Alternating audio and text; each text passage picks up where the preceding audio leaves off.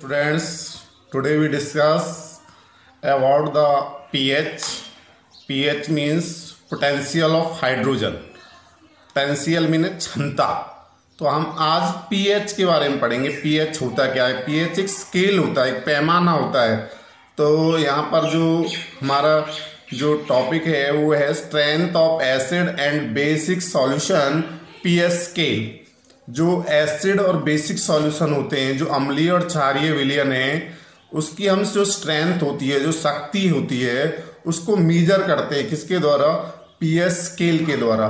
तो पीएच का मतलब होता है पोटेंशियल ऑफ हाइड्रोजन. जो हाइड्रोजन आयन जो होते हैं उनकी जो क्षमता होती है उसको क्या करता है? मेजर करता है.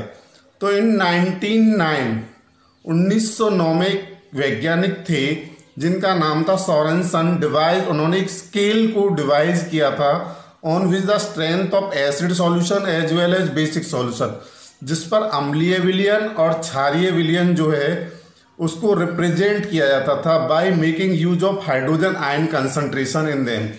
किसका उपयोग करके? हाइड्रोजन आयन की जो कंसंट्रेशन होती है, सांद्रता है जो होती है, उसका उपयोग करके हम क्या करते थे? जो पीएच स्केल होता था, उस पीएच स्केल के द्वारा जो एसिड और बेसिक सॉल्यूशन जो थे, अम्लीय और जो क्षारीय विलयन थे, उनकी जो शक्ति होती थी, उनकी जो स्ट्रेंथ होती थी, उसको मेजर किया जाता था.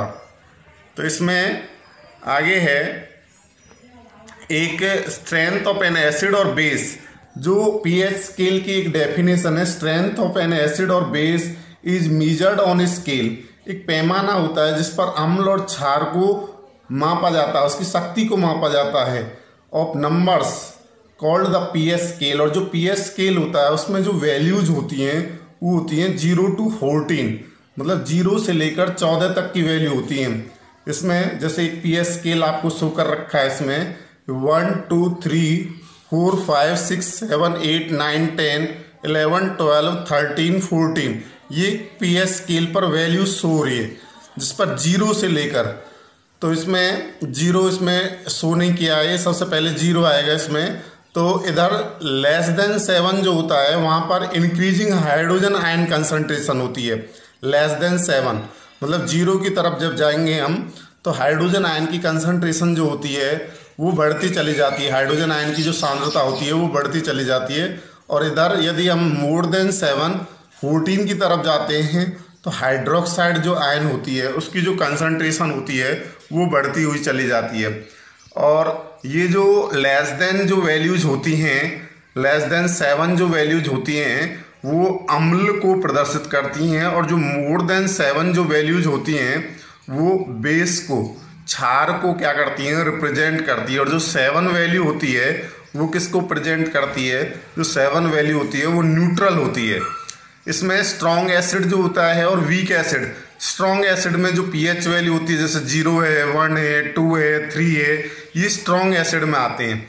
और इसी प्रकार 5 है, 6 है, 6.5 है, ये सारी वीक एसिड हैं. इसी प्रकार वीक बेस है. वीक बेस में जैसे यहाँ पर 8 है, 9 है, 10 है, 10.5 हैं. ये जो सारी वैल्यूज होती हैं ये किसकी होती हैं? ये होती हैं वीक बेस की. इसी प्रकार स्ट्रॉन्ग बेस है, उसकी जैसे 11 है, 12 है, 13 है, 14 है, ये जो पीएच वैल्यू होती हैं स्ट्रॉन्ग बेस की होती हैं.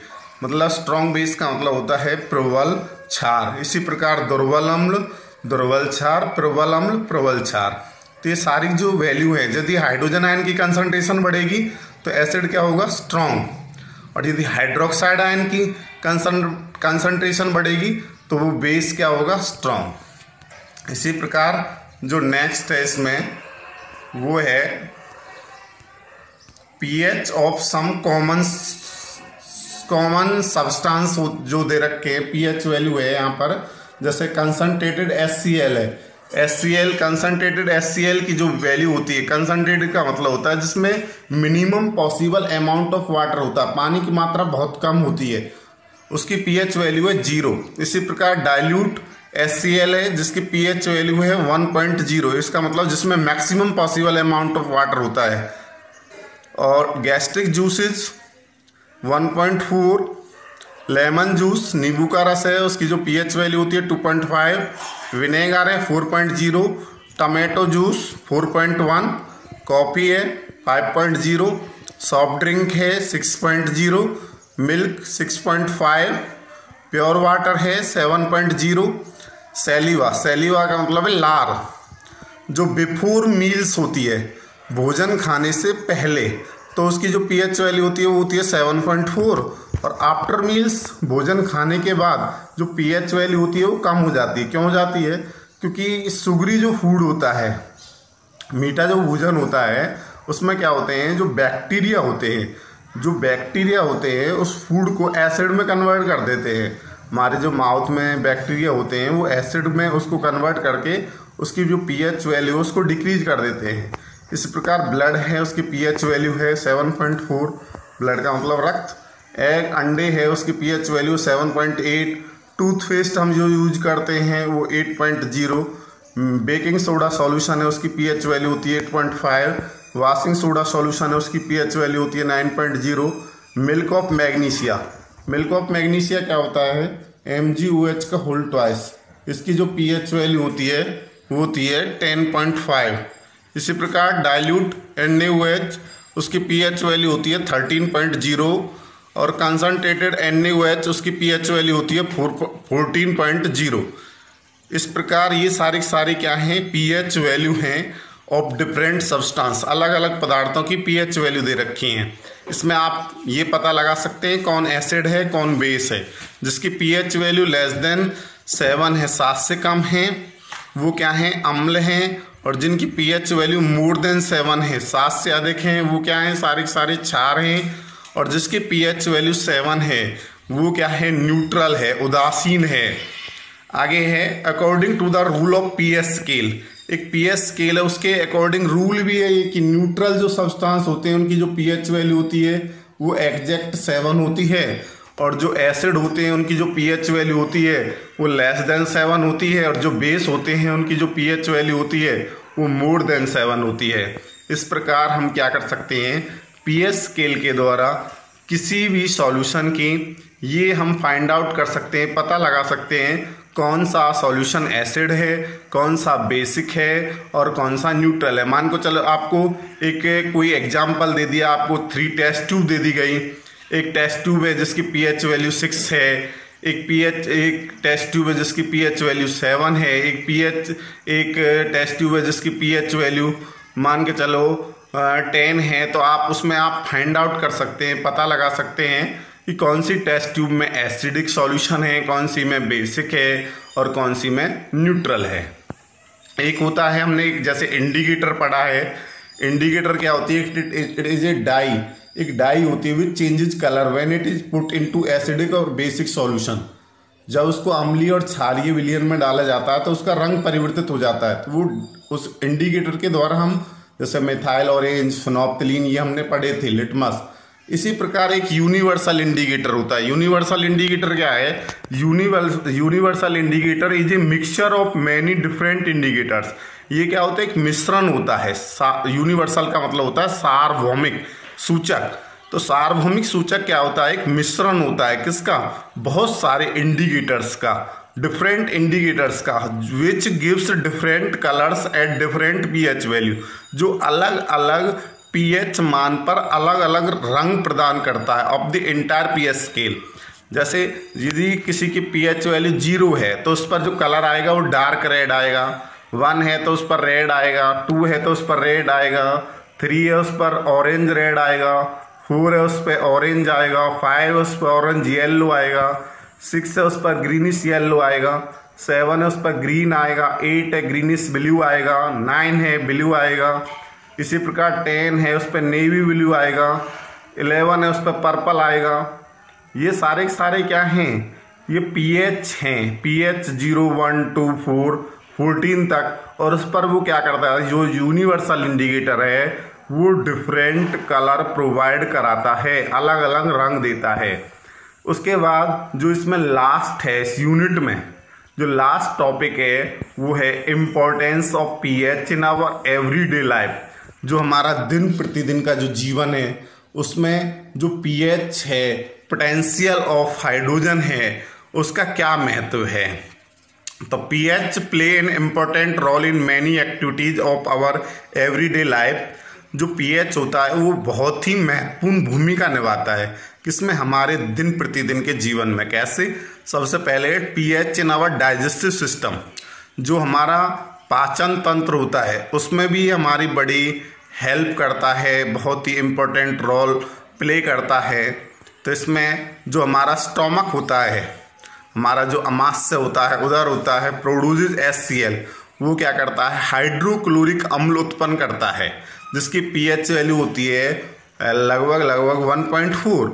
और ये जो डाइल्यूट HCl है ये क्या करता है, help in our digesting food, हमारे भोजन को पचाने में हेल्प करता है, सहायता करता है, विदाउट हार्मिंग द स्टोमक, बिना अमाशय को बिना कोई नुकसान पहुंचाए हुए। समटाइम्स कई बार क्या होता है, एक्सेस ऑफ फूड एसिड, जब एसिड की मात्रा बढ़ जाती है produce in the stomach due to overeating. उसके रीजन्स होते हैं, डिफरेंट रीजन्स हैं।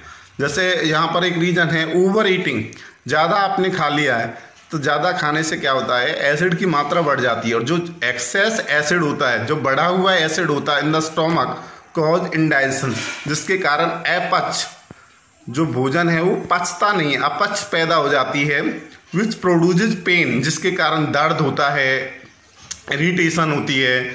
इन ऑर्डर टू क्योर इंडाइजेशन, उसको दूर करने के लिए, to get rid of pain, उस दर्द से छुटकारा पाने के लिए हम क्या करते हैं, बेस लेते हैं। बेस क्यों लेते हैं? क्योंकि जो बेस होते हैं वो एसिड के इफेक्ट को क्या करते हैं, न्यूट्रल करते हैं। जैसे यहाँ पर जिनको एंटासिड कहते हैं, एंटासिड, तो इसमें जैसे MgOH का होल ट्वाइस, NaSCO3, ये सारे क्या हैं, मिल्क ऑफ मैग्नीशिया। और एक होता है NaSCO3 होता है बेकिंग सोडा। बेकिंग सोडे को लेने से भी आपके अंदर जो स्टोमक के अंदर जो एक्सेस एसिड है वो क्या हो जाता है, रिमूव हो जाता है, न्यूट्रल हो जाता है, और we get rid of pain, और हमें दर्द से छुटकारा मिल जाता है। तो जब भी किसी को एसिडिटी वगैरह हो तो आप क्या कर सकते हैं, आप मिल्क ऑफ मैग्नीशिया या बेकिंग सोडा ले सकते हैं। इसी प्रकार pH changes as the cause of tooth decay, हमारे दांत वगैरह जो होते हैं वो भी गिरने शुरू हो जाते हैं। वो कब होता है कि जो बैक्टीरिया होते हैं हमारे मुंह में वो क्या करते हैं, शुगर को एसिड में कन्वर्ट कर देते हैं, और जो एसिड होता है उसके कारण हमारे जो माउथ होता है उसकी जो पीएच वैल्यू है वो डिक्रीज हो जाती है, और टूथ डिके स्टार्ट, और दांत गिरने शुरू कब होते हैं, जब pH of acid form in the mouth, जब हमारे मुंह की जो पीएच वैल्यू है वो 5.5 से कम हो जाती है तो दांत गिरने शुरू हो जाते हैं। इसका सबसे जो बेस्ट मेथड है इसको रोकने के लिए, दांतों को गिरने से रोकने के लिए, तो वो क्या है, clean to mouth thoroughly after eating food. हमें भोजन करने के बाद अपने दांतों को, अपने मुंह को साफ करना चाहिए। तीसरा है इम्पोर्टेंस जो है, plants and animals are sensitive to pH changes. तो जो पौधे वगैरह होते हैं वो भी एक क्या है, एक प्रॉपर पीएच पर ही ग्रो करते हैं। तो मोस्ट ऑफ जो प्लांट्स होते हैं grow best when the pH of soil is close to 7, जब वो 7 के आसपास होती है। क्या? मिट्टी की जो पीएच वैल्यू होती है वो यदि लगभग 7 के आसपास होती है तो उस कंडीशन में जो पौधे होते हैं, प्लांट्स जो होते हैं वो बेटर ग्रो करते हैं, अच्छे ढंग से वृद्धि करते हैं। इसी प्रकार pH changes and survival of animals, हमारा जो एनिमल्स के साथ साथ जो ह्यूमन बींग्स हैं उसमें भी वो सरवाइव करने में, उसको जीवित रखने के लिए बहुत ही महत्वपूर्ण इम्पोर्टेंस प्ले रोल करता है पीएच। तो अवर बॉडी, जो हमारा शरीर होता है, works well within a narrow range of 7.0 to 7.8। हमारा जो शरीर होता है वो भी किसके बीच में कार्य करता है, वो भी 7.0 से 7.8 के बीच में कार्य करता है। इसी प्रकार एक लास्ट है इसका importance, self defence by animals and plants through chemical warfare. इसमें क्या है, सेल्फ डिफेंस, सेल्फ